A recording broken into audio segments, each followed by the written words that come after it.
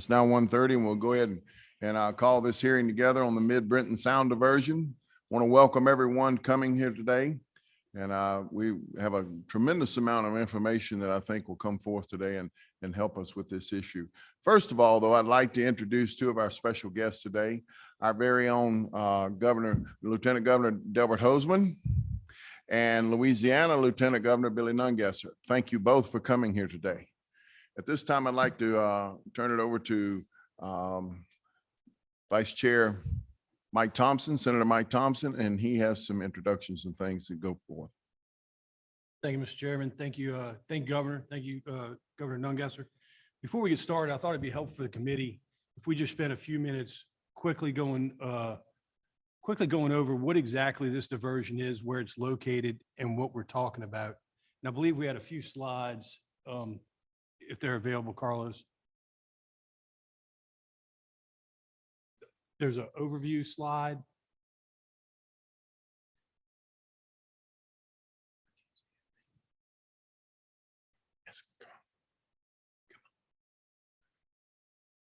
Well, even if it's not available, what we're discussing here is a proposed diversion, which is diverting Mississippi River water into the marshes on the east bank of the Mississippi River behind Hopedale generally. The diversion is located about 40 miles from the Louisiana-Mississippi state line. And we're here to discuss generally, or start a discussion generally, about what effects that diversion may have on Mississippi.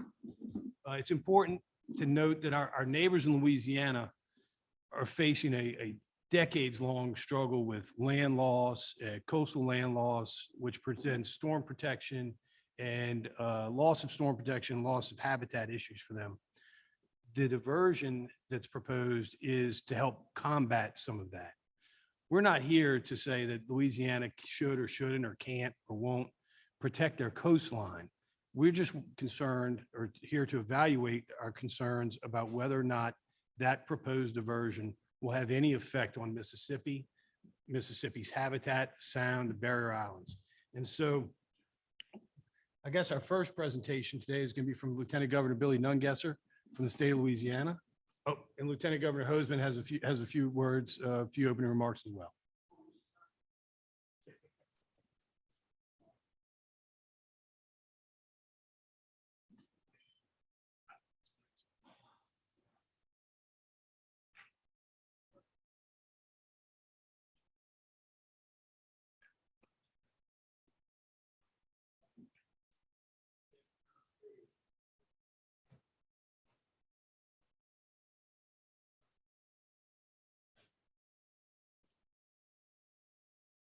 There we go.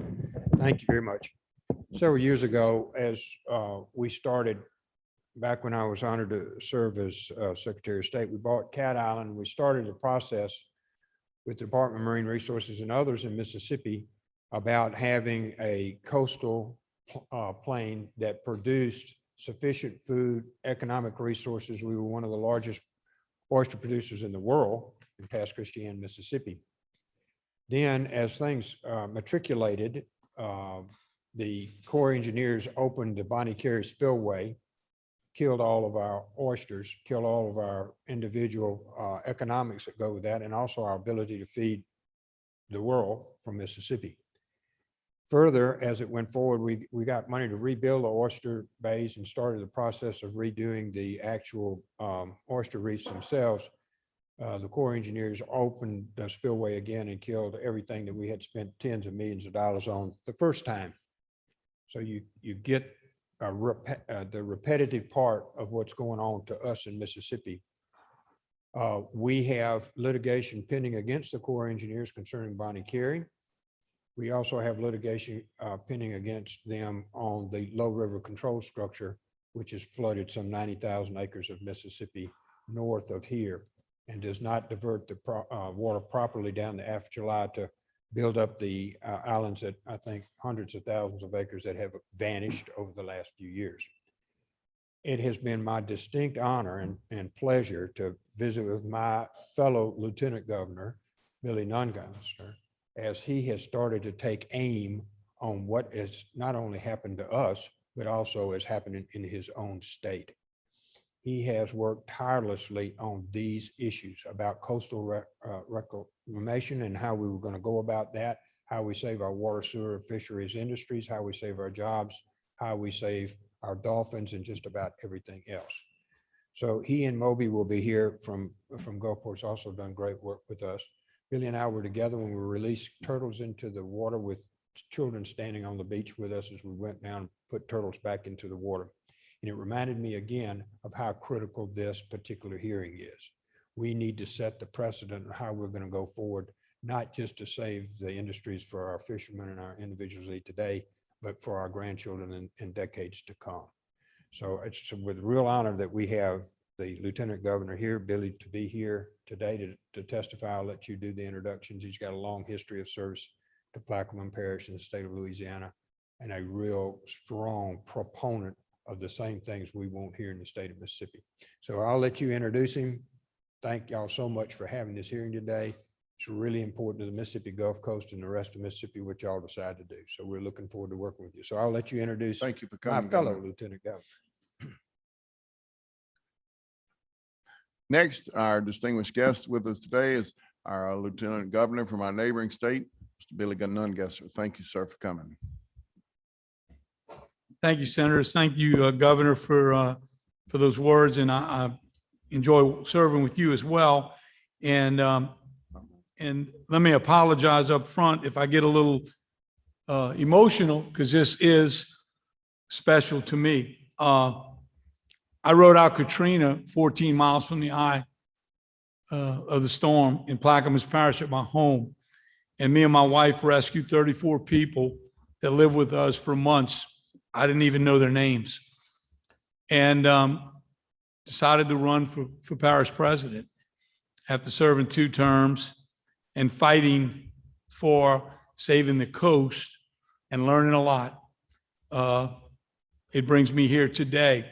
I'm going to go through a presentation that's been put together that I give all over, and you know, indulge me to go through it pretty quickly, then I'll answer your questions. This presentation is mainly about the Barataria Basin diversion, equal to what's going on the Mississippi side. And the reason I focused in on this diversion, it's the first one that they're trying to steamroll, ram down our throats, changing laws and anything that gets in their way, and not looking at the facts. You know, we all know we lose a football field every 100 minutes, and how much land we've lost over the last decades along the Louisiana coast. But what the governor said is true. What's at stake is our fisheries, our economy, our heritage, our great seafood along the coast. And so it's not just about the coastal restoration, but this diversion, the Barataria Basin, this is a picture of it, is said it's a freshwater diversion.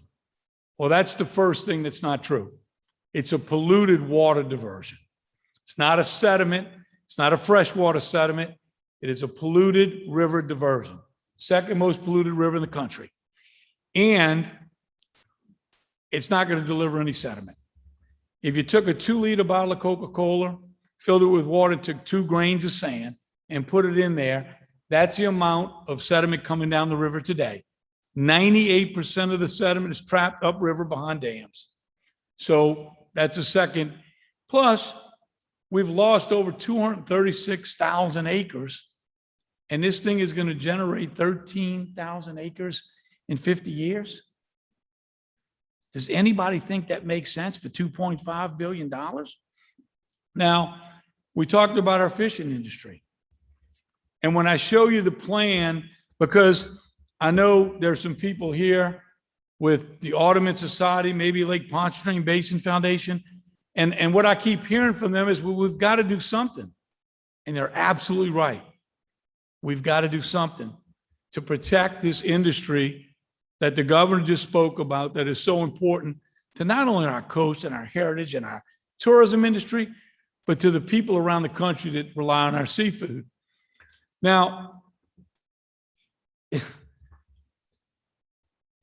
How does CPRA in Louisiana decide that they can mitigate the damages?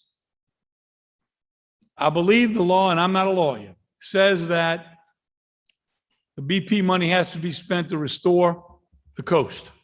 I went to Washington, and I'll tell you, Connie Rocca from the Gulf Coast, you want her on your side. I went with her and met with senators and representatives that were against us getting the Restore Act money. And boy, she's a pistol. She let them have it. It's got to be used to rebuild the coast. What gives Chip Klein and CPRA the right to say, well, we know we're going to cause harm, but we're going to pay $40 million to rehabilitate dolphins? Now, y'all got a gem here. My hero, Dr. Solangi from the Marine, what a champion. How do you rehabilitate a dead dolphin? And he said, well, don't worry.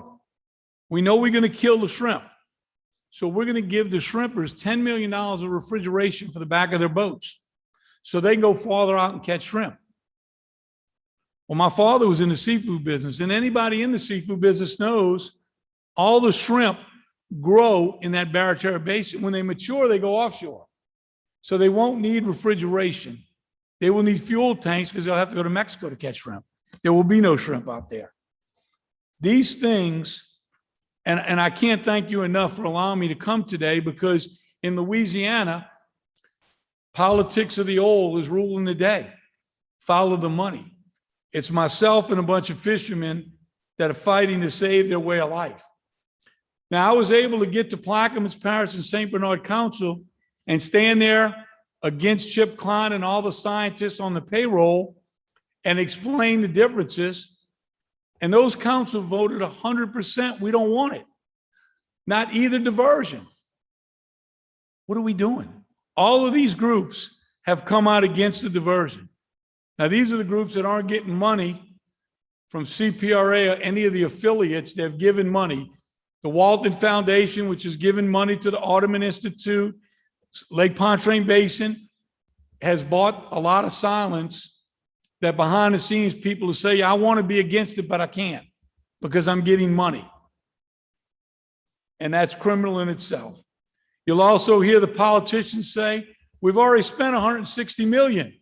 We can't back up now. That's what's wrong with politics. We don't admit when we make mistakes sometimes. Now, when I came over and met with Dr. Solangi, he said, Billy, I believe it'll kill 75% of dolphins the first year.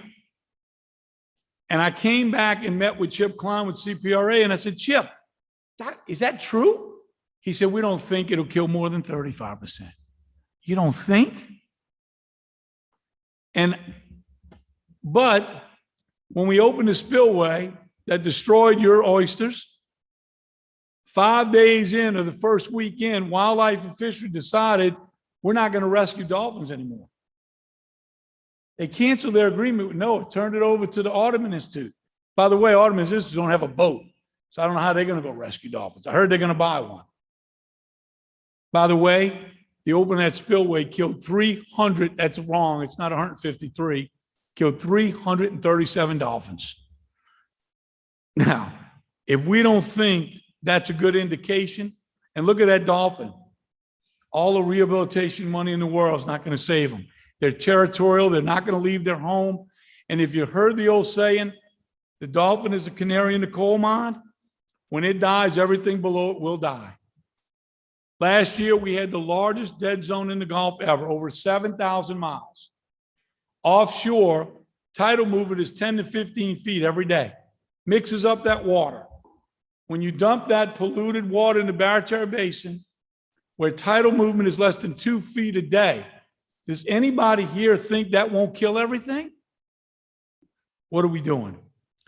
Now, I want to tell you there is a plan, but it doesn't make a lot of consultants rich. When I got elected parish president, I knew we had to do something. I came over to Vicksburg, Mississippi, and spent 14 days and partnered with the Corps of Engineers because we knew anything we did, we needed their approval. And we ran storm surge models. But we needed sustainable coastal restoration, not pumping marsh grass that washes away. The lady at the Corps, when we came out of there with a plan, called our plan scary good. Now, I'm going to tell you how that plan happened.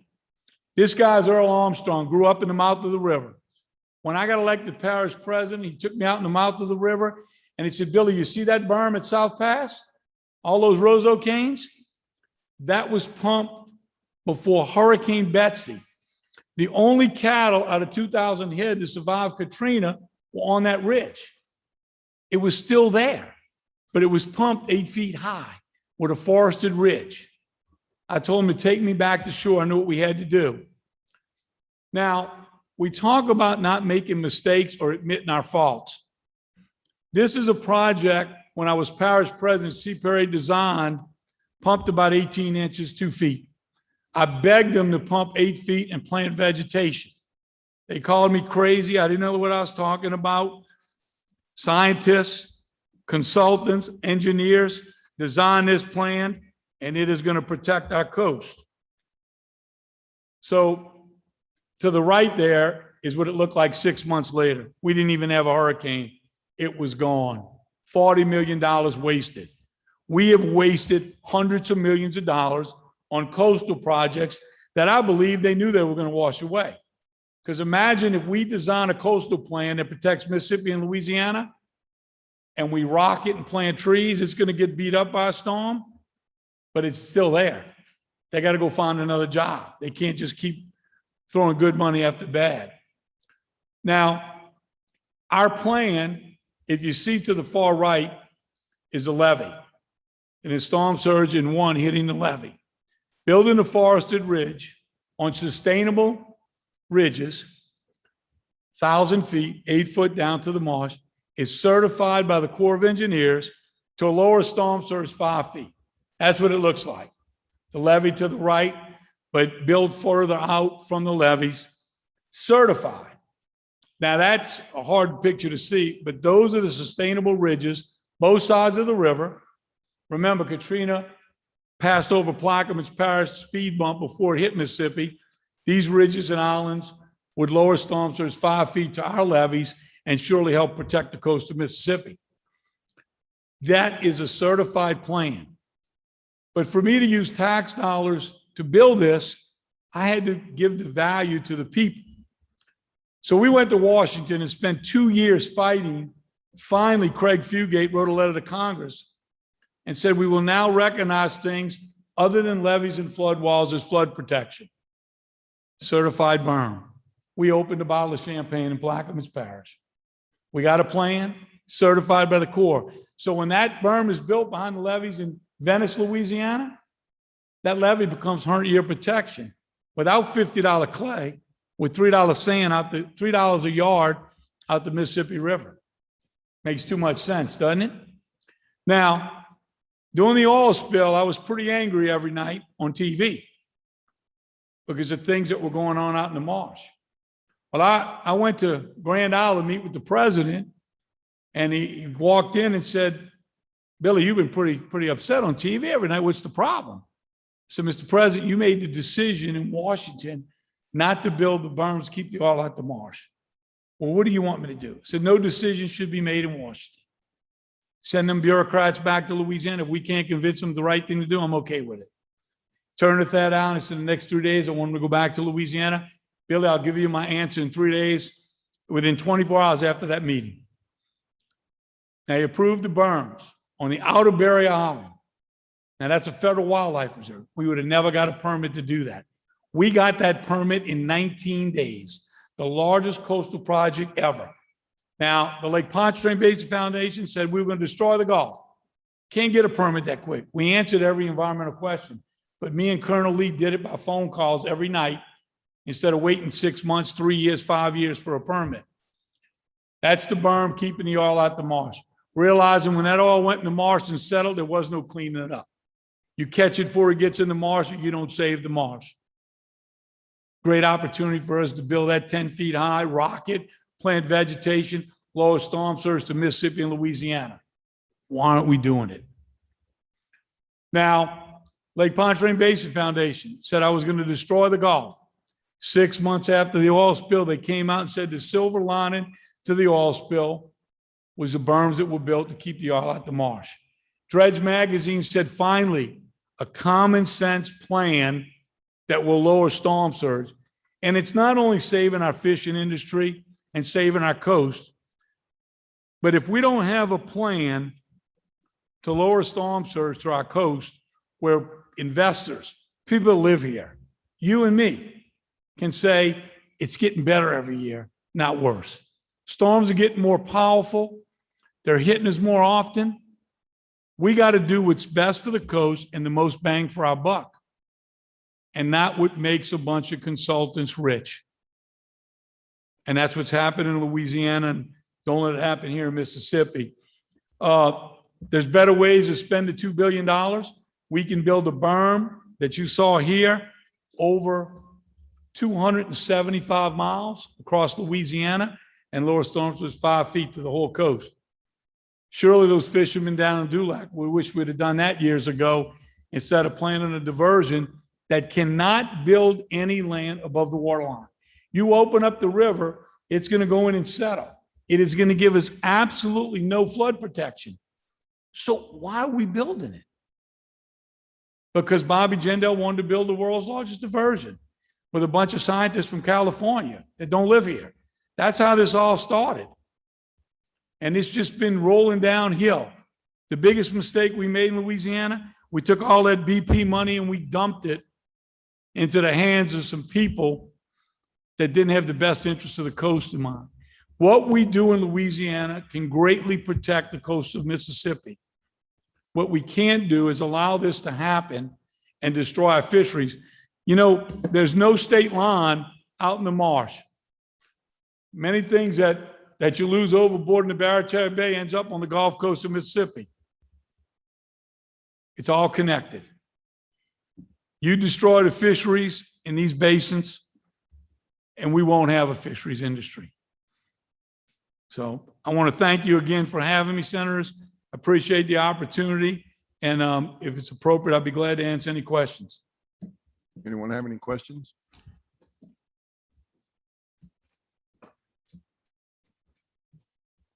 Governor, I just had a couple questions. Is it your opinion that there are viable alternatives to this proposed diversion? Absolutely. If we would lease a dredge and start pumping, we could see substantial storm surge reduction to your coast and my coast in our lifetime. That makes common sense, but leasing a dredge for 5 years does not make the consultants rich. But we should not be doing anything that does not give us protection in our lifetime. You know, they love to say Louisiana is a 50-year plan. In 50 years, we'll be having the Grand Isle Rodeo in Baton Rouge. And we've got enough money from BP to make a real difference in lowering storm surge to our whole coast. God help us if we waste it. We won't get this chance again. That's why I wanted to show you that berms, ridges, and islands that we could put out there now and protect the marsh that's left. And guess what? If we started at the Outer Barren Island, we could increase the oyster production that the governor talked about. We could provide more seafood to our fishermen, to our restaurants, and to the rest of the country by taking that Outer Barren Island that President Obama approved us to pump sand, build it up, rock it, and work our way back to shore with ridges and islands. Figure 3 berms, 1,000 feet, and it'd be a bunch of smaller ones. That would lower storm surge 15 feet to our whole coast. We're not holding our breath every hurricane season. We've got a fighting chance. We're letting the consultants sell us up the river. Do you know whether CPRA has considered any of those alternatives? They'll tell you we're doing some dredge projects too, but this is our major project. You know, Dr. Solangi can tell you, it's going to do harm. It can't lower storm surge. All I can think back is those scientists in California says, well, we got to open up the river. And in one of those calls, I said, well, tell me this, why don't we dredge now? and protect in our lifetime. And one of the scientists said, well, in 50 years, we might not have fuel for a dredge. So that gives me a good reason to pump now while we got the fuel. But that's how crazy this thing has escalated. And they've had an open checkbook. Thank you, Governor. Thank y'all so much for having me. Any other questions? Thank you so much for coming today. Thank you.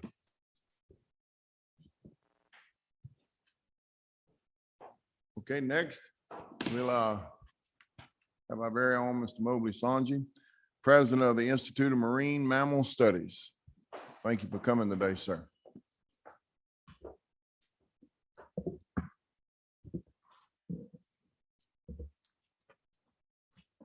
Well, thank you very much for this committee. And it's very hard to follow Lieutenant Governor Billy Nungesser. He's an incredible person, a wonderful person to take very convoluted and scientific ideas and put them into words that people can really understand. I've learned a few things from him, and I'm going to try to do the same thing. And I think what we want to do is simplify. A little closer to the mic. All right. Well, There you go. what we want to do is simplify the issue so that everybody can understand. I'm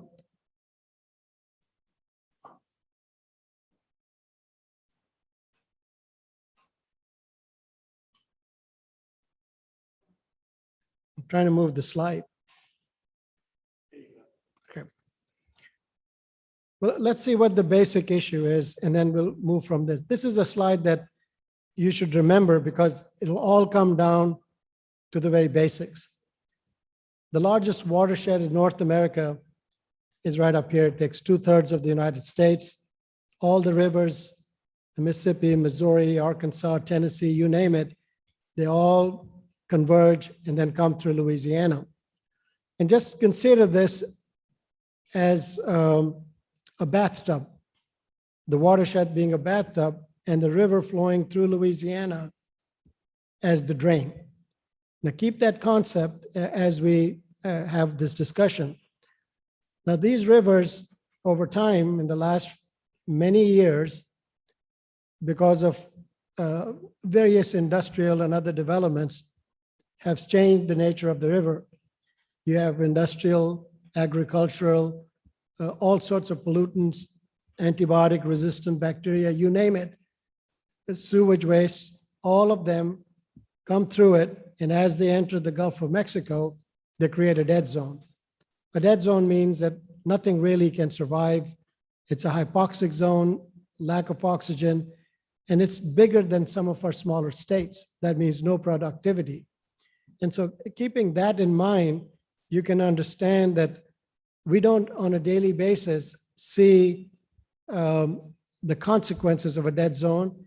As our Lieutenant Governor pointed out, that a lot of mixing is happening, 8 or 10 feet waves. Keep that in mind in our discussions. Now, the natural flow of this river over many, many years has changed. And I was invited by the previous administration to the White House to make a presentation as to what the issues were. And one of the reasons the Mississippi River is so important, it makes the United States competitive in the world economically. If we didn't have the Mississippi River, the goods and services that we can provide competitively, it becomes difficult. So the decisions were made many, many years or decades ago that we need to control the river. So most of the problems that you're going to hear about today and the problems that we talk about are all man-made. And so we are now desperately trying to correct one mistake, and I'm hoping that we don't make 2 mistakes in the same process.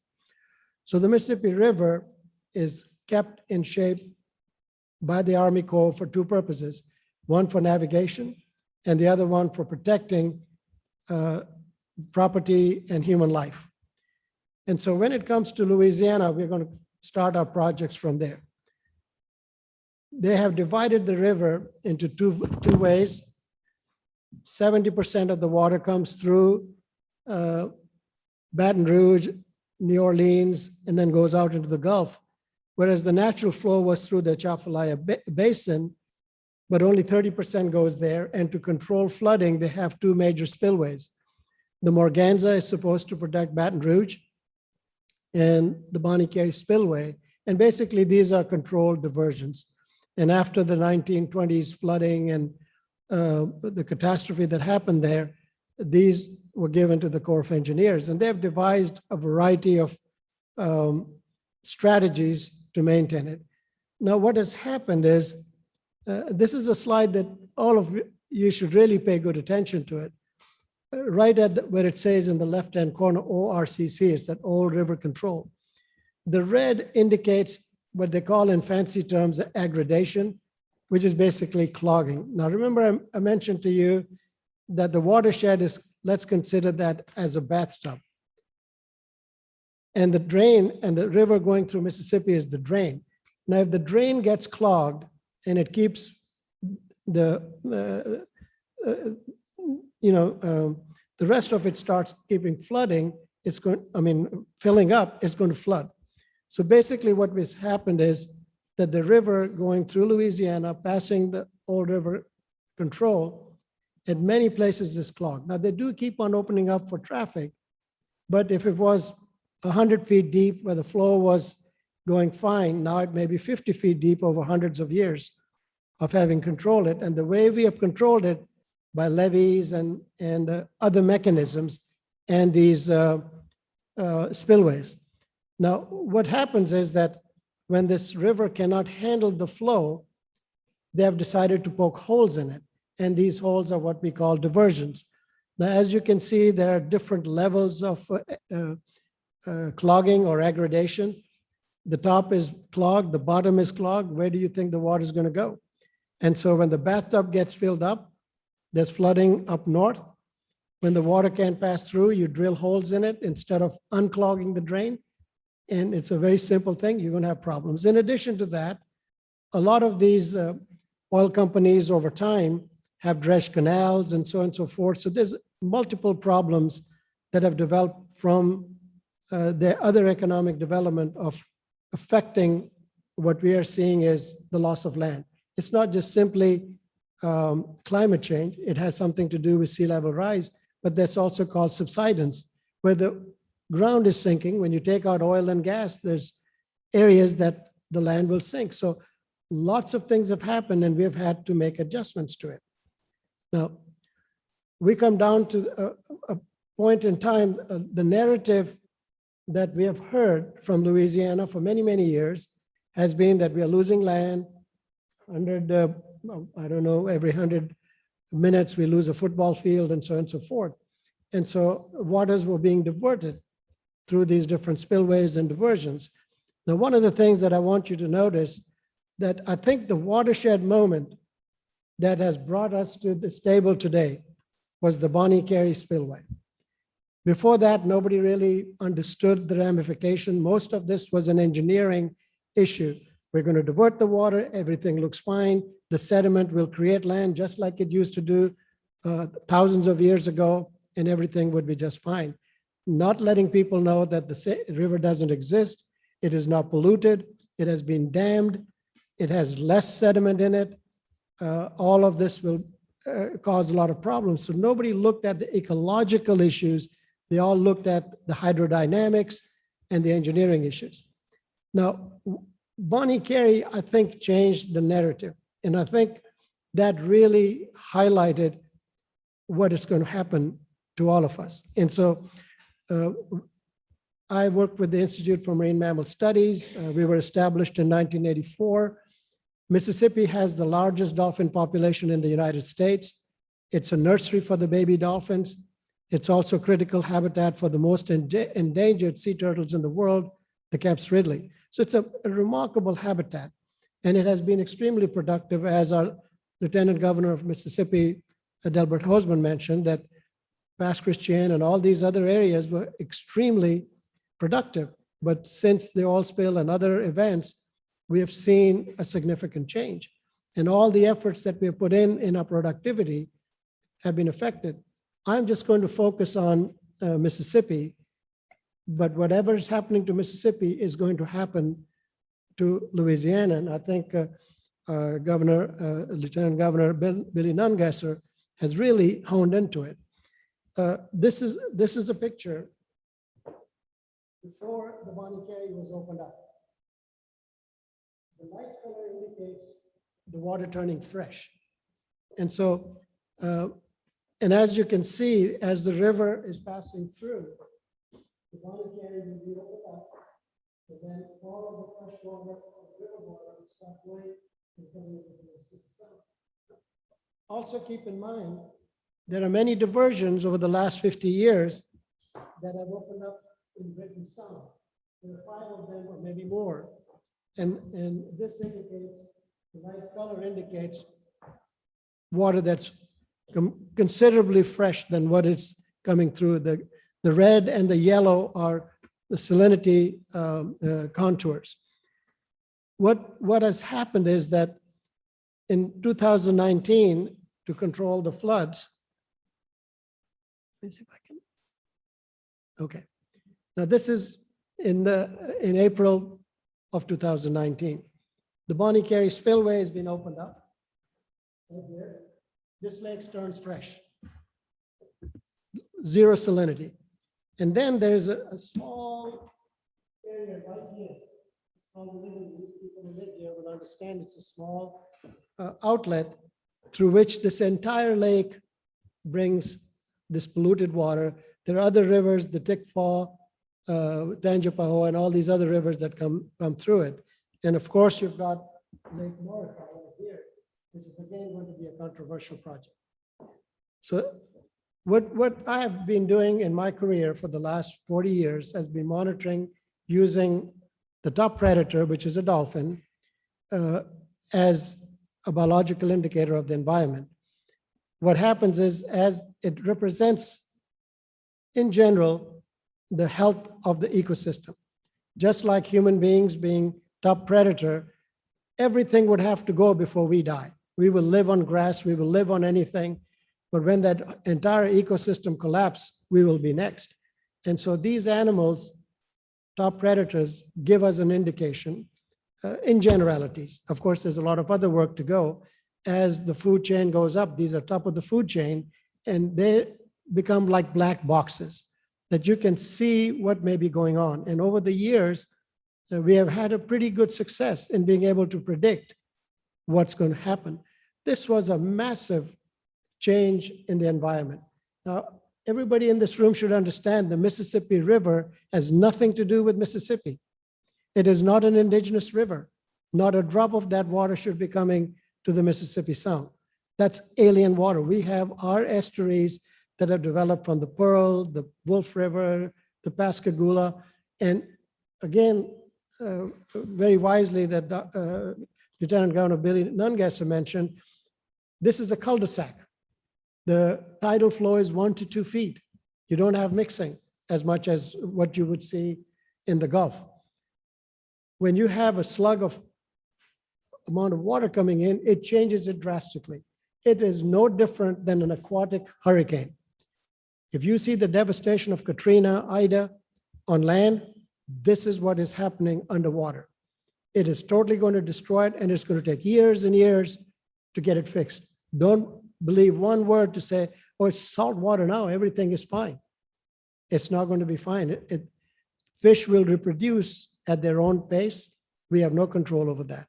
As you can see, with the lighter color, all of those areas instantly when it opened up. And don't let them fool you, everything leaks. The Bonnie Carey, when it's so closed, it's always leaking. It's sending out water. There's a net outflow. So Mississippi keeps on being exposed to river water, even though maybe at slow levels. Yes, when you have a big slug, you're going to see some of this stuff. Now, this is something that our Lieutenant Governor Billy Nungesser mentioned to you. These animals are very territorial.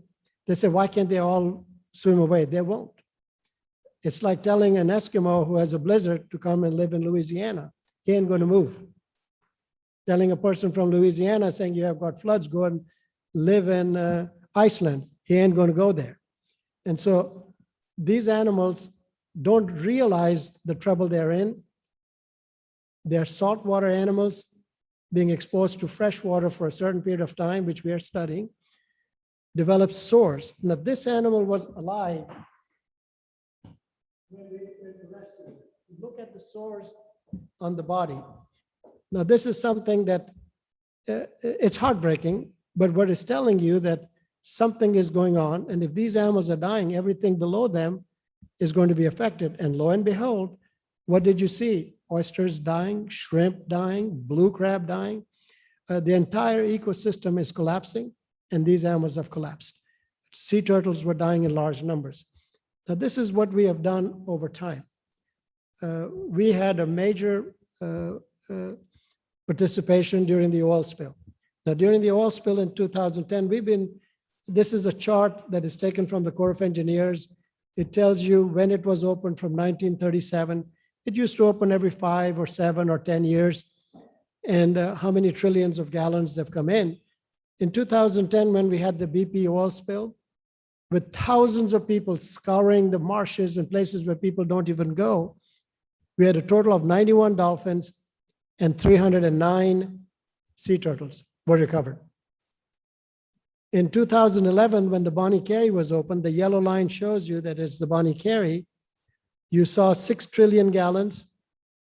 With all the BP people were moving away, we had 147 dolphins and 266 sea turtles that we recovered. So you start seeing a trend. There's nothing in 2012, 2013, 2015. Suddenly it opens up in 2016. You got 2 trillion gallons or 3 trillion gallons. The number of animals goes up. Lesions are similar to what you see with freshwater. In 2011, there was a fishery disaster declared. And our colleague Paul Mickle will tell you that they gave us $10 million for the loss in oysters and blue crab. Now, let me tell you something strange about this ecosystem, how it works. The Kemp's Ridley, the most endangered sea turtle's diet is the blue crab. The blue crab hides in the oyster reefs.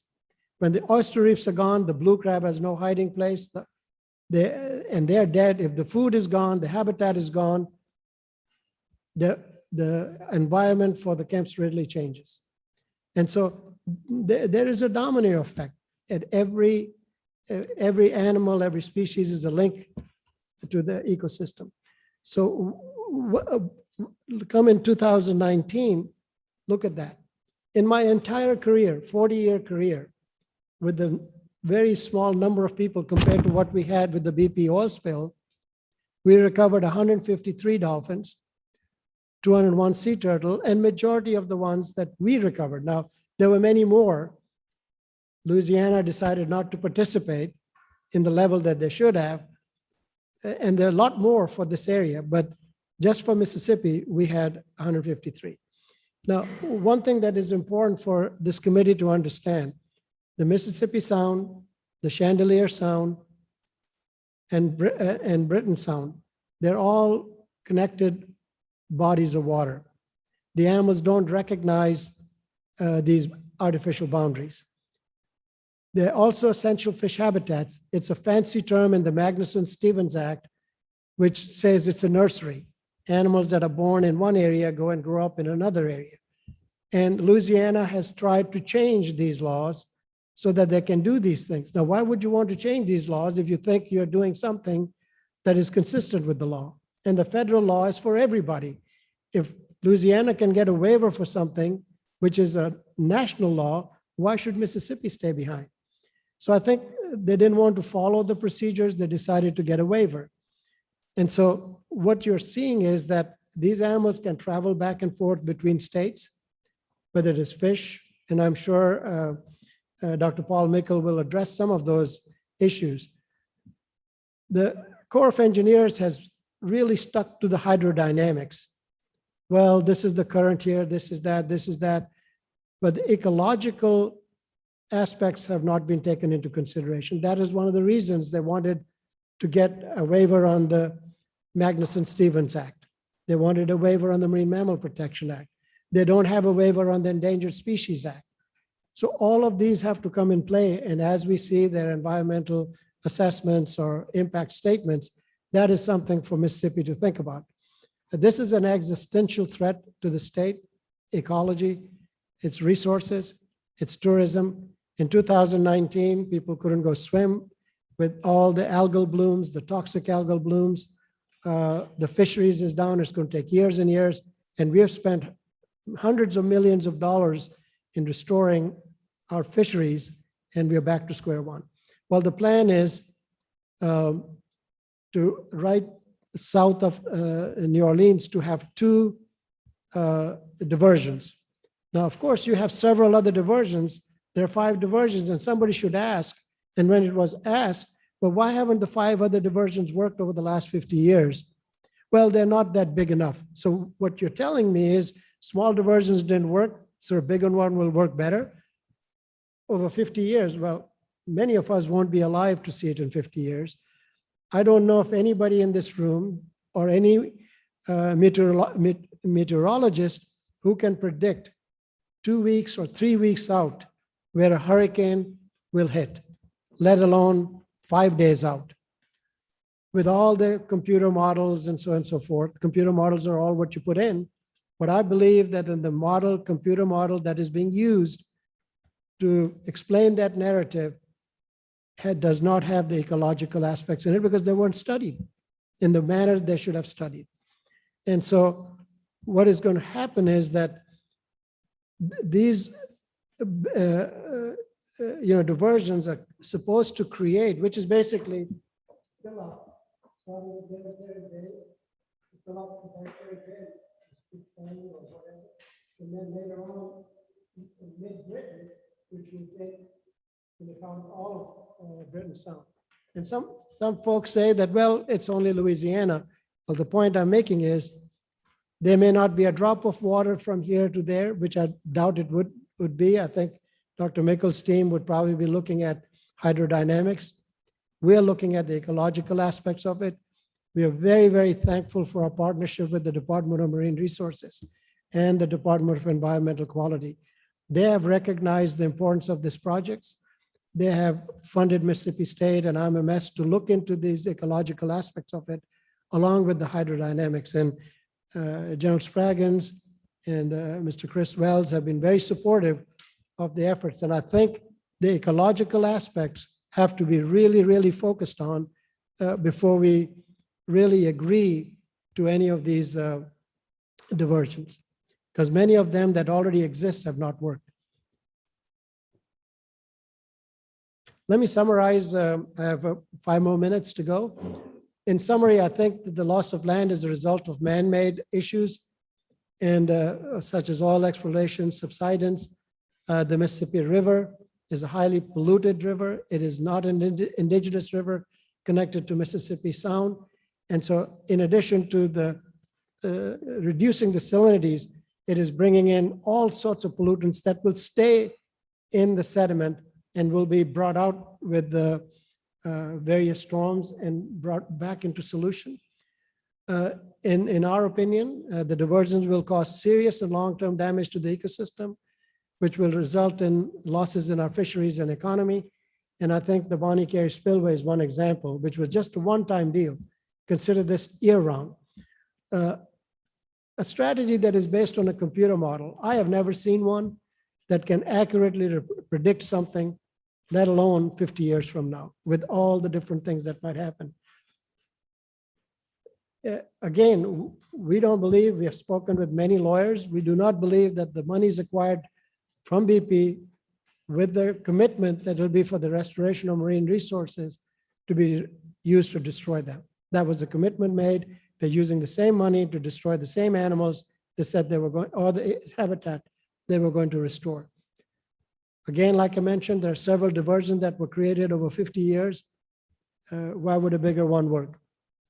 Again, the issues that need to be studied more carefully.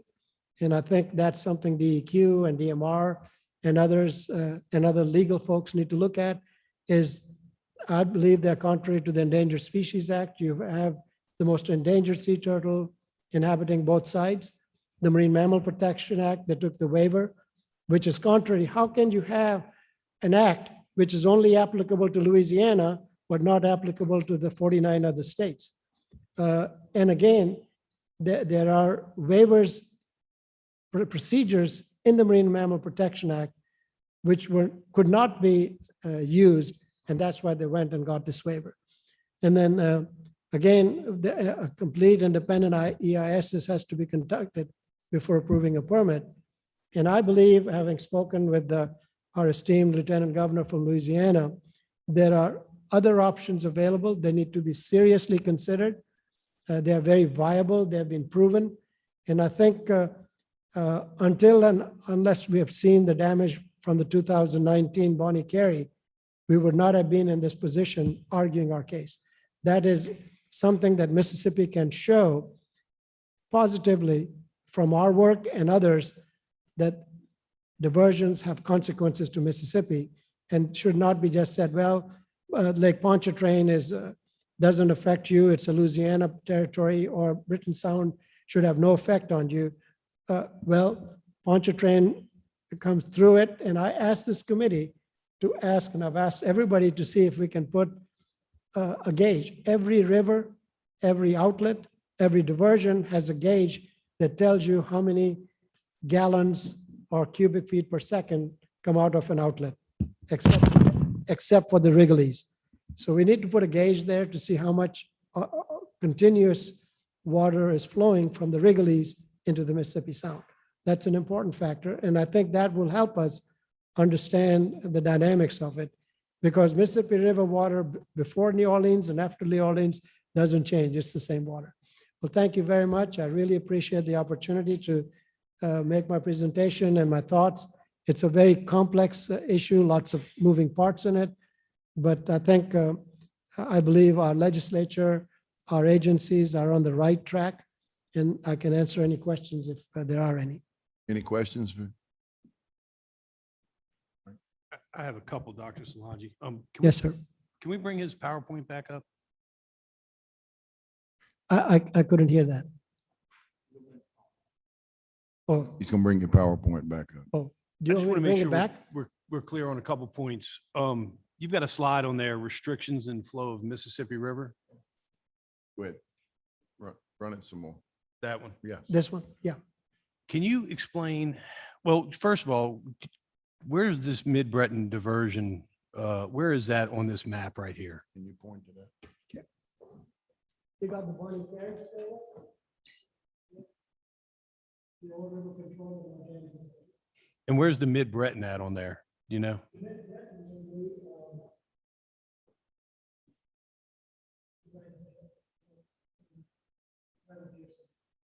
Okay.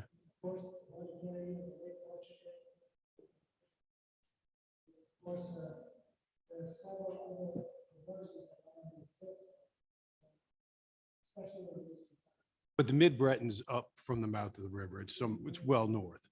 Okay. Yes, sir. Okay. That's something that. And is that map right there, is that showing you sediment load in the river? Is that what that map's showing you? It shows the clogging, it shows that the navigation is being affected. And so over time, the river has accumulated so much silt, and they've just kept it open for areas for navigation. But for the flow, what happens is if the river that was 100 feet deep is not deep enough anymore, so instead of digging it deeper and opening up the clog, they put levees and made it higher. So that's the issues that we are having to deal with. Okay, so the aggradation and degradation, that's actually has to do with the, I guess, the depth of the river, how close Exactly. the bottom is. Yes, sir. Okay. The two more slides, you've got the April 2019 Hydro Coast map, This one or the next one? the next one.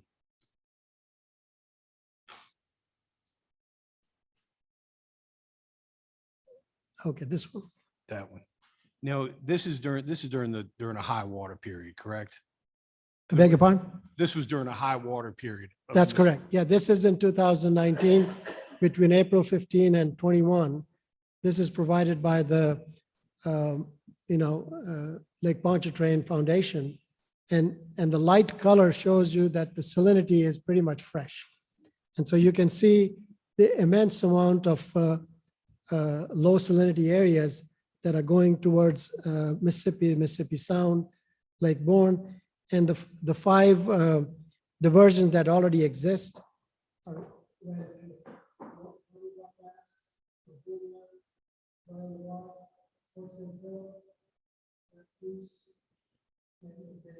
All of this area was affected. So this is Britain South.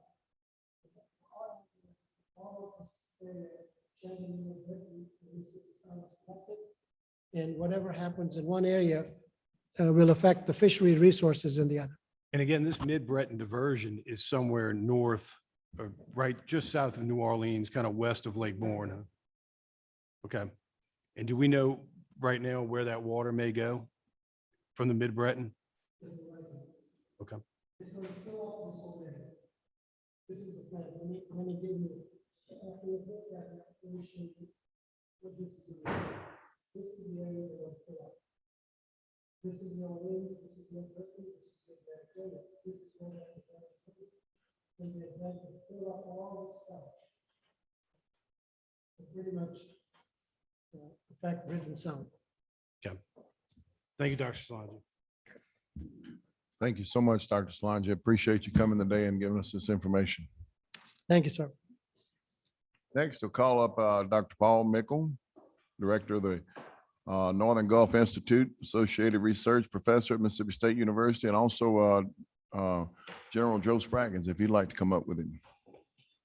Executive Director of the Department of Marine Resources. Thank you, gentlemen. Thank you, Mr. Chair, Vice Chair, Senators. I appreciate the invite to this committee. My name is Paul Mickle. I am the co-director of the Northern Gulf Institute at Mississippi State University. I was formerly the Chief Scientific Officer of the Mississippi Department of Marine Resources and have also worked on the ecology of the Mississippi Sound for more than 15 years. My presentation will be along with Director Spraggins, but I have a few initial words. Over the past 2 years, the Director of Restoration at MDMR, myself, along with Director Spraggins, have created a group of spatial modeling scientists called the Western Sound Science Collaborative, or the WISC, we call it. This group of Mississippi-based academics are to provide peer-reviewed scientific reports and guidance for the state of Mississippi. The group currently possesses 4 different completed spatial models capable of investigating the effects of a host of different events and projects, specifically water quality and oyster habitat suitability. The Mid-Breton Sound sediment diversion structure proposed by the state of Louisiana is potentially a new hydrodynamic input to the Mississippi Sound. A specific model within the WISC group, created by USM scientists, is being run looking at different scenarios of water amounts that could be run through the proposed structure. The model will look at mixing rates, wind drivers, and overall water movement to investigate if water passed through this proposed structure could impact the water quality of the Mississippi Sound. And I mean the jurisdictional state waters of our great state. I will let MDMR's Director Spraggins present the specific model contract details as it was contracted to USM and the WISC group through the agency. The WISC group, made up of Mississippi State University, USM, University of Southern Mississippi, and DMR scientists, can not only run the water quality models, but also ecological models to identify if there are any concerns looking at oyster larval transport, oyster survival, and other potential impacts by this proposed structure. Any biological model we can run. All the models are capable of investigating the Bonnie Carey spillway or a host of other hydrodynamic altering projects or situations. We are lucky that the state has the WISC, as it takes years to build these models and form scientific groups of this caliber. We are lucky that MDEQ and MDMR had the foresight to see the need and initially fund such impactful science. I'll let Joe Spraggins present the presentation and assist when needed. Thank you. With me right here so we don't get too far apart. Yeah, Joe Spraggins of Mississippi Department of Marine Resources and the Executive Director. And Dr. Paul Mickle and I have worked together for several years. And obviously, Dr. Mickle has put together a process for us to be able to look at what would the water do. if we had X amount of water coming into the Gulf of Mexico, what would it do? We need to find out what would the movement of the water, how much salinity would change, and that's what we're working on at this time. USM modeling team is currently running a multiple scenarios to evaluate the potential interactions between the proposed Mid-Breton sediment diversion projected and the state of waters of Mississippi. So what we're looking at is we want to see what's going to happen. That's first thing, right? I don't want to take it that it might happen, that it could happen, that this is possible what's going to happen. I want to know what's going to happen with the best scientific knowledge that I can put out there. And that's what we're looking at. The first scenario will be an imaginary extreme case. They say they can open it to 75,000 cubic feet per second, right? And so if we did that for 190 days, the amount of time that we would be talking about in 2019, what would it do? So that's the max amount of water that's coming in here. It's going to show us exactly what it's going to do. If the river itself allowed for it to be open at 75 million cubic feet per second. So 75,000, excuse me. And that would give us the worst scenario. Then we're going to do additional scenarios, which will include a 10-year estimate of the flow. And that's based on the actual Mississippi River conditions. So, we want to see what over the 10-year period has happened and what the flow of the river is and what could have possibly be diverted out of the Mid-Breton Sound diversion. What could we do? Could it be the max 75? What could it be? We don't know. How many days could it be open? We don't know. How much water will come through it? We don't know. But I tell you what, with Dr. Mickle and USM and all, and we're going to work it out and find out some kind of answer for you to say, this is what we see, 100%. The 10-year scenario will help us to understand the potential, the overall, what is going to happen, prevailing winds, the basin, the wide rainfalls. What have we had? When we've had it over 10 years, and I think, Senator Thompson, I was talking to you earlier today, things change every day, don't they? So then, we don't need to, we probably, we're going to run a 10-year model, but that's only because that's what we can do right now. But now we can't project the future, just like Dr. Solangi said, we can't project the future, can I? I can't tell you what's going to happen. I don't know how much rain we're going to get. If you listen to General Kaiser, who used to be over the Corps of Engineers for this district, for the Mississippi Valley, he said we're in a cycle, a 10-year cycle. Well, maybe we are. I don't know. We're in some kind of cycle because we're getting a lot of rain. And so we're doing something. So what's happening, and that's what's causing it. And the final report will be available in the summer of 2022, and it will be a third-party led peer review. And that's what, when I say that, it's a third-party led peer review. It's not just USM, Mississippi State. The other scientists are going to look at this. They're going to find out, they're going to look at it, beat it to death, find every little answer. Dr. Mickle, is that correct? Talk about that a second. Sure. We're going to tag team y'all here. Yeah, we appreciate it. So the way that the scientific process works, especially in a regulatory environment and a permitting process, which I think is what we're here to discuss today. For the state of Louisiana to build this structure, they have to get a permit from the Corps. That is the point at which the decision is made, the permit. Okay. So for a scientific document to stand up in a court of law, it has to be independently peer reviewed. So when it's put together, the report will be a functioning document. It will go out to a intermediate, it'll be peer reviewed by other PhD scientists in our nation that have nothing to do with this work. And they will say it's best available science or not. Once it's stamped like that, it becomes viable in a policy sense of being able to be submitted to the Corps for the permit review of the EIS process. So that is the intent, and that's what's been started here today. And that's what Joe and I are here to brief you about, the status of that process of where we are here today. Thank you. Just a couple more things on it, just to give you an idea. Obviously, if you looked at it, you wanted to know a while ago, Senator, where's that? Map. Just basically shows that, just look down, straight down where the actual version would be. Okay? So that'll give you a better idea of what it is and where it's at. And now, if you see this area here, that's the major impact area that would happen if it happened and, was open. That's where the major impact's going to be. Now, I can't tell you if that water's going here or here. Until I do a study. Once the study's done, I'll tell you where it's gonna go. And I don't know that answer, and I'm not disagreeing with anybody that spoke here already today. I don't know, I just don't know the answer to it, and until we get something to show us a full up what would happen, and it's all gonna depend on the time of the year. Because if it's in the wintertime, the winds are out of the northwest. So not as much of the water is going to move this way, it's going to have to move this way if the winds are prevailing as they normally are. But I don't know that. I don't know how much. And if it's in the summertime, it's going to push it straight toward us. It's going to give it a little bit better chance. But that's those are things that we got to do. That's part of this study that we're going to look at. And the study is going to say this is what would have happened.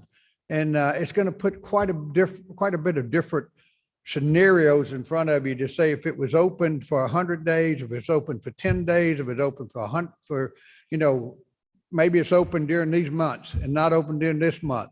It's going to depend on what the level of the river is. And what is it, I think, Dr. Mickle, was it 650 or something like that, 670?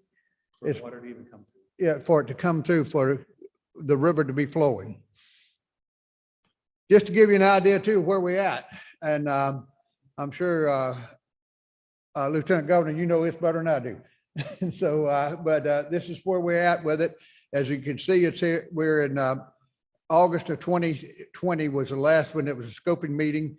And now we've got to November of 2022 for the EIS. So we have got a year. We've got 1 year to get something to the Corps of Engineers to be able to tell them what we feel was good or bad. We got something to give them Mississippi's version of what we think it is.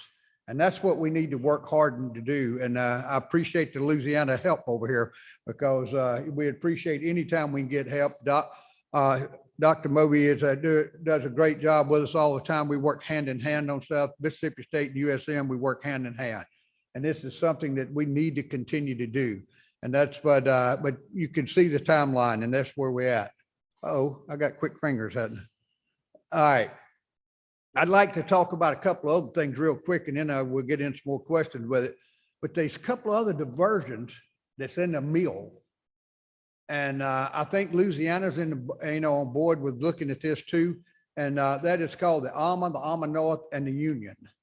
And these diversions, 2 of the 3 are north of the Bonnie Carey. If you can see here, as we looked at a while ago, you can old river structures up here, more down the Union diversion here, the Alma North is here, and then the Alma is down here. You say, okay, what about them? We're talking about diversions. Well, there's a possibility that if those diversions were completed, we could help with some of this. And, I think everybody here today has said that the Bonnie Carey is terrible to us sometimes, right? I don't think there's a single soul that when we open the Bonnie Carey, it seems to do some damage to the Mississippi estuary. So if there's a way to help keep that from being open as much, it's something we could look at. Just to give you an idea, the output is 50,000 cubic feet per second when it reaches 1 million cubic feet per second on the Mississippi River. And that is for the Alma and the Alma North. But if you, and that could be quite a bit to move the water and take it. Now, once again, that's moving it, the Alma's moving it to the west. The Union is 25,000 cubic feet per second, and that would move it to the east. And it would move it into what we call it's a cypress forest. And the cypress forest itself is there, and it could, a lot of the nutrients and a lot of the chemicals and everything could be taken up before it's going to go into Lake Pontchartrain eventually, no matter what. It's going there anyway. But if it goes to the east. But just to give you, did I go too quick? Nope. All right, just to give you an idea, in the Bonnie Carey 2019 spillway, we had a total of 143 days. And at the Union, just to give you an idea, if the Union and the Alma North had been open, or if the Alma North, Union, and the Bonnie Carey, we would have been down to 96 days. So we could have taken a heck of a lot off of that. We could have cut it down, the volume down as much as 61%. That could have made a big difference for us. That could have made a huge difference for Mississippi. And I'm sure for Louisiana too, sir, because they took a brunt of that also. So before we get too carried away on this, I'll get Dr. Mickle up here with me, and just to give you an idea, we need to look at everything we can and give you the facts. Whatever we can do to give you the facts, we want to do it. And our facts may match everything that anybody's talked about right here. It may all match up perfect, okay? But when we have a peer review from scientists that have put it together and looked at it, and I'll let Dr. Mickle, if y'all have, I'm sure you got questions about peer review or whatever's going on, but come on up, and in case we need to ask any more questions. I trust this knowledge of a scientist more than I do me. Okay, so yeah, as Joe was saying, the process is for the water quality model. Now that's just water quality only, because that was the main factor that was the biggest consideration for the state of Mississippi. Dr. Solangi made a lot of good points, and I agree with several things he said. And I'll start with the one thing I agree with the most is Mississippi Sound ecologically is not based to have Mississippi River water in it. It's just not made to have that. The Mississippi Sound gets its production from the Pearl River and the Pascagoula River and the smaller rivers that dump into our bays. That's how it functions. That's how our animals key off of it. And the other point he brought up was the ecological aspects of larval transport, dolphins, that is not in this model that we're currently running. It's only water quality that we're looking at. Salinity, that's the first step. That's the first step of the process, but it's an important step to do. So I just wanted to relay out that the people get excited about models. I do, I certainly, because I love doing them and talking about them, sharing them, but they're complicated. And I want to do my best to explain exactly what we're creating, what will be peer reviewed, and what still needs to be done. So I'll leave it at that and try to answer any questions you have. But it's really been an honor being in my former role and my new role. And I really enjoy working for the state. And hopefully you can tell that. And to make a light joke, Lieutenant Governor, I was not one of those scientists in California. Thank you all so much for coming. Any questions? Senators? I have a couple, Dr. Mickle, and just so you understand where I'm coming from, I understand the use of models, and I can appreciate that. I think all of us are familiar with models as hurricanes approaching the coast, right? Correct. We get those spaghetti models, and there's maybe 7 or 8 of them. Get a couple days out from the storm, 3 or 4 of them kind of agree, and that's kind of where you can predict, that's your better prediction. But then you've got these outlier models, right? You got the one that hooks around, goes into Texas, the one that goes over here, cuts a figure 8 and goes into Key West. And those models, if I understand correctly, that some of those models, it's not maybe the model itself, it's not maybe the algorithms in the model, but it's some of the data that the models are receiving. Is that correct? That is correct. That's why those models aren't accurate. That's correct. So Because of the source data. you're exactly right. That's a great analogy to say. So those are spatial models, just like what is done here. These are water quality models. They look at where water is going, just like a hurricane. So the point source on this model is Mid-Breton Sound. So one of the things they're working on right now is they open it up. They're pretending that it was built, right? It's just a model. They're pretending it was built, and they're running it like as much water as they could pass through it in 2019, because that was a pretty big flood year. So they knew what the Mississippi River could do during that year. And they're determining how much water could potentially come out of that structure. Then they're seeing where it goes, how it mixes, how the wind pushes it, and the water quality, the salinity changes that occur, and all those things. But to answer your question for the data, models are just like cars. You build them, you put gas in, and then you run it. If you have a good model, it goes fast and it gets you exactly where you need to go, and nobody gets hurt. If you build a bad car and put in whiskey instead of gasoline, you're in a world of hurt. And that's how it goes. Now, all those models you see on TV, there's different methods, and it gets massively complicated.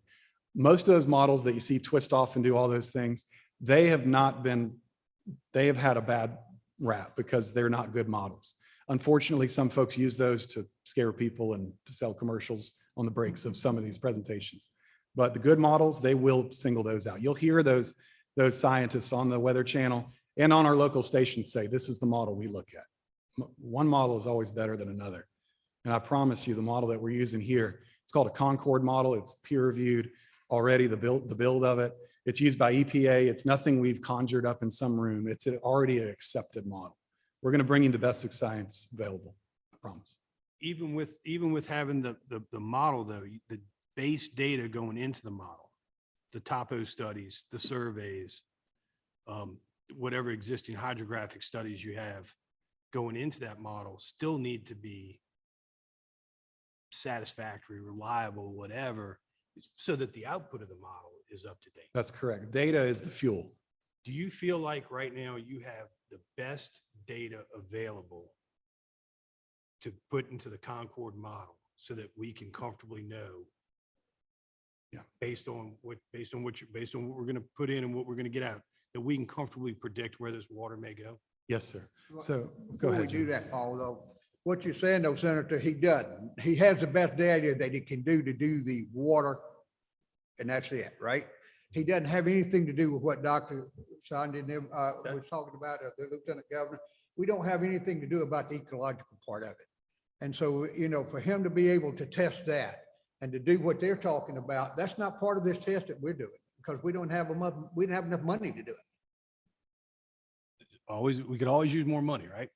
So here's my here's my question, Dr. Mickle. Is there any additional data? Because here's where I'm coming from. November 2022, just a little more than a year from now, the Corps is going to publish an EIS, an environmental impact study, correct? They're going to finalize the version. That's correct. And once they finalize that, if my understanding is correct, that's our opportunity as the state of Mississippi. If we've got any objection to this at all, that time period is going to be our opportunity to voice that objection. That is correct. What I want to do between now and November 22 is make certain that we have the best model runs and data available, so that if there is any concern at all, that we can voice an objection, not an emotional objection, but a sound objection based on the best available science. With that, is there anything else that you need data-wise that would help improve the output of your model? Sure.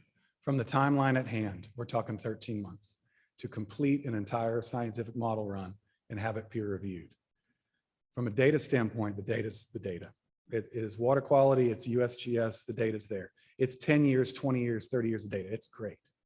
We need to run the model for these different scenarios. And thank goodness we have the WISC, because it would take 3 years just to get the WISC together.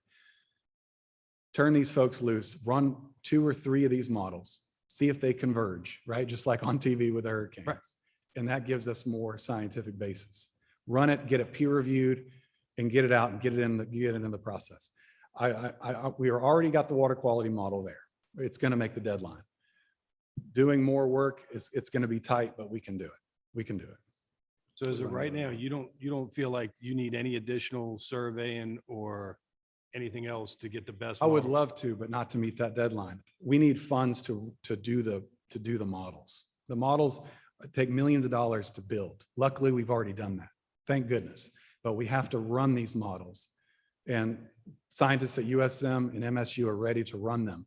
But it takes a lot of work to run these models. It takes a lot of work to run them. We only had enough money to give him at the time to run it for the water quality.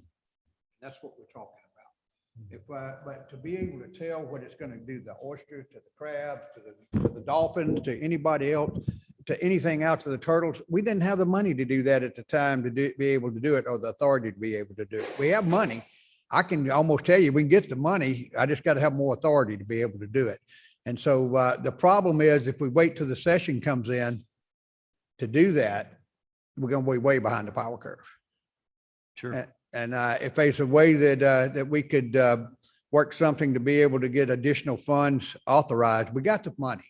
If we can just get the authorization for it, if we could get additional authorization, we could probably do something. Thank you, Joe. Thank you, gentlemen, very much. Anyone else have any questions for them? Okay. Now we have Mr. Chris Wells, Executive Director of the Mississippi Department of Environmental Quality.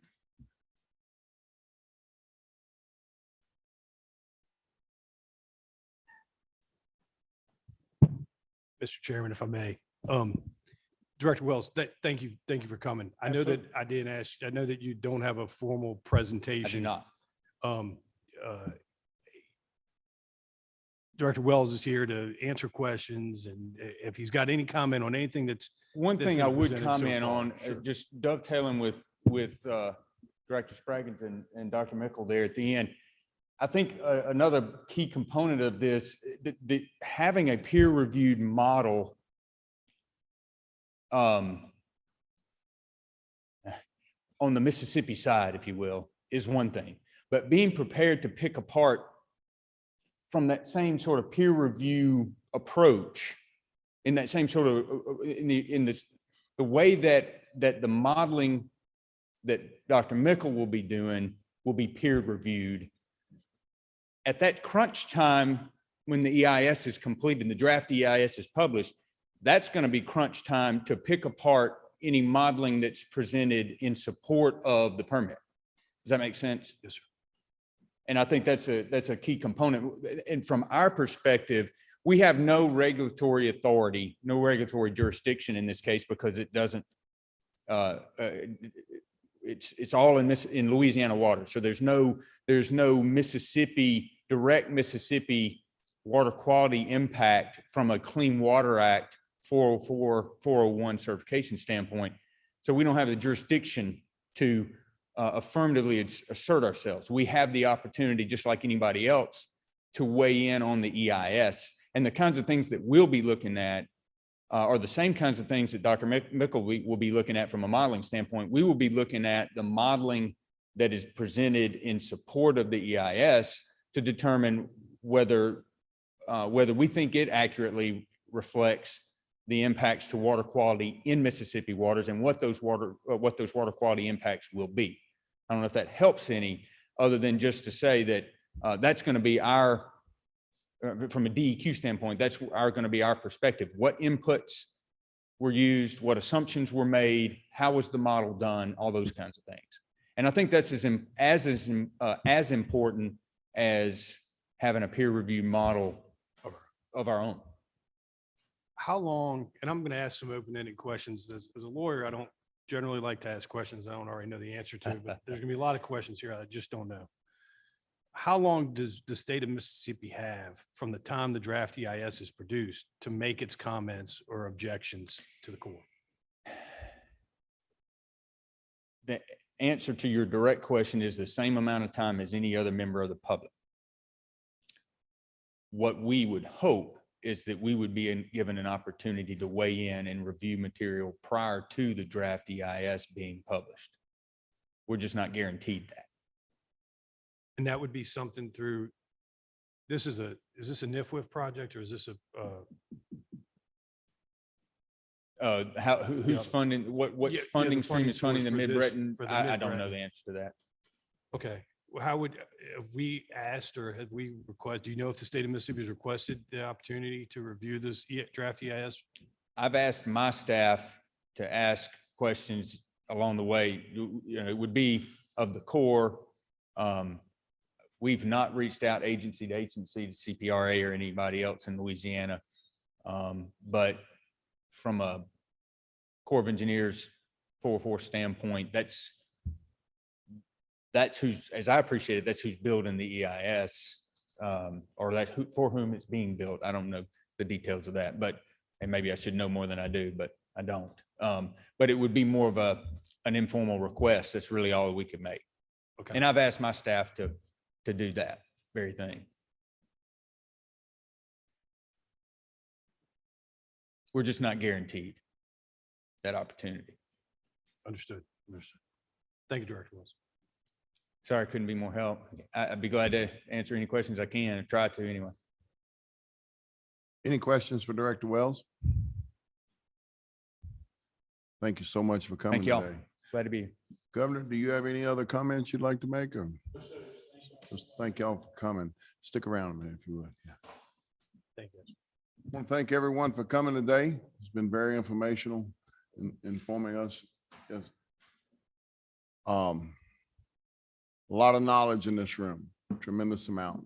And I think working together, Mississippi and Louisiana, we can make a difference and hopefully alleviate what we saw happen in 2019. That was an atrocity, and hopefully it won't happen again. If we don't protect it, as Governor, as you and Dr. Solangi and so forth alluded to, if we don't protect it, we're going to lose it. And thank y'all so much for taking your time to come here today.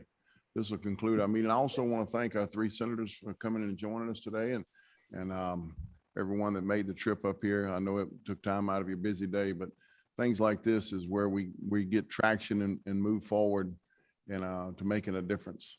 And I want to thank Senator Mike Thompson for spearheading this and putting a lot of this together. Anything else you want to say, Mike? No, just thank you everyone for coming. Thank you for your time. Bryce, Senator Wiggins? Yes, thanks, Mr. Chairman. Can you hear me? Yeah, you and Senator Hobson both. Yeah, thank y'all so much. I didn't see you there. I have a quick question, and it's for yourself and the vice chairman. Sorry, I missed the first part. The general question that I have is, and I may have missed this at the start, what is the result that we are going for? And put another way, is there something that we as the legislature in Mississippi can do to either stop this or change it? Is that, if you understand my question? I think I do. And to the first part, what are we trying to accomplish? What I want to make sure is that we know as best we can what the potential effects of this proposed diversion are on the state of Mississippi. And in my mind, that's two things. That's the direct effects, the river water being introduced into our waterways and our surrounding waterways. And the second thing is what Dr. Solangi discussed, which is the potential ecological effects. So that's what we're trying to accomplish at this juncture. The significance of where we are right now is the EIS, the Environmental Impact Statement, will be published in November of 2022. So we've got about a year between now and then to kind of get our ducks in a row and see what it is that, what the concerns are. Again, being science-based, the study that Dr. Mickle's running, whatever input we get from DMR and DEQ, what are the science-based water quality and ecological concerns? And then once the draft EIS comes out, it turns to then whether or not, if we have any objections to this diversion, what those objections are and how we voice those and make those objections to the Corps. So we're at the in my mind, we're maybe a little bit late to the game, but we've got a little bit of time here to get a dialogue going so that if we do have to hit the panic button, or if we've got a basis to object to this, we've got some time to articulate those objections. So I hope that was an answer to your first question. Yeah, that helps me. And I see, I think that's Bob there. This is similar to when this committee dealt with the damming of the Pascagoula River, and the information that was gleaned was shared with the Corps of Engineers, which at least to this day and age, it hasn't been dammed. So you answered my question. And I think, by the way, I think this hearing, I appreciate this hearing and getting this information, because I think it is helpful, because that is what this committee can do, to gather the information, share it with the Corps. So makes sense. Thank you. Yes, sir. Thank you, Senator Wiggins. Senator Hobson?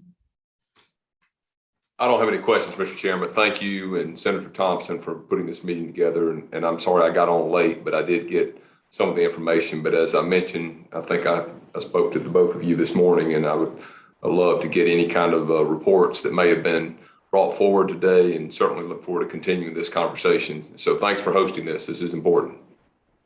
Thank you very much for tuning in. Governor Nungesser, Senator Hobson lives in Vicksburg, so he, like a lot of us, are right close to the line and in the Delta, and yeah, you as well. And so a lot of us are on the east side, right here on the river. So what affects one side is going to affect the other. And thank you so much for joining in with us and getting information today. And, you know, Dr. Solangi said about clogging up the river, and I've been trying to clean out those figures for years. So maybe, jointly going to Washington to testify about, they spend all this money after the fact, they can keep those passes open, like draining the bathtub. Maybe jointly, we could get the Corps of Engineers to realize some of that work ahead of time would eliminate opening that spillway, at least shut down a lot quicker and cause minimal damage. So I'd be glad to venture and go with the delegation from Mississippi. I think we speak with a lot of voice when we go together. Absolutely. That's a great idea. Thank y'all so much. Any other questions? Thank you, Senator Wiggins, Senator Hobson, for joining us, and all the senators that were here today, and all the folks that came up, took time out of your day to come here. And thank you, Governor. I would do appreciate it, Governor Nungesser. All right, this will conclude this hearing. Thank you all very much.